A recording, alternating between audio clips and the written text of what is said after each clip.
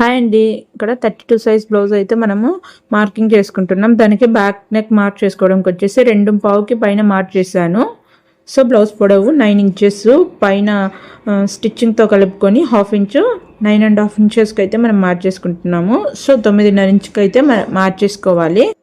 ఇలా మార్క్ చేసుకున్నాక పైన 2.5 పెట్టుకున్నాం కదా, సో కింద ఒక 1/2 ఇంచు యాడ్ చేసుకొని 2.75 ఇంచుకి అయితే మార్క్ చేసుకోవాలండి. సో ఇలా ఒక 1/2 ఇంచ్ యాడ్ చేసుకోవడం వల్ల మనకి బ్యాక్ నెక్ రౌండ్ అనేది షేప్ నీట్గా వస్తుంది.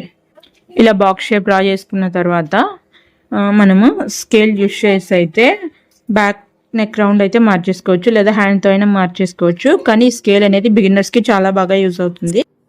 ఈ బ్లౌజ్ కటింగ్ వీడియో అయితే మన ఛానల్లో అప్లోడ్ చేసాము. లింక్ అయితే డిస్క్రిప్షన్లో ఇచ్చాను. ఇంట్రెస్ట్ ఉన్న వాళ్ళు ఒకసారి చెక్ చేయండి. వీడియో నచ్చితే లైక్ చేసి షేర్ చేసి సబ్స్క్రైబ్ చేసుకోండి. ఇలాంటి మరిన్ని టిప్స్ కోసం మన ఛానల్ని సబ్స్క్రైబ్ చేసుకోండి. Thanks for watching.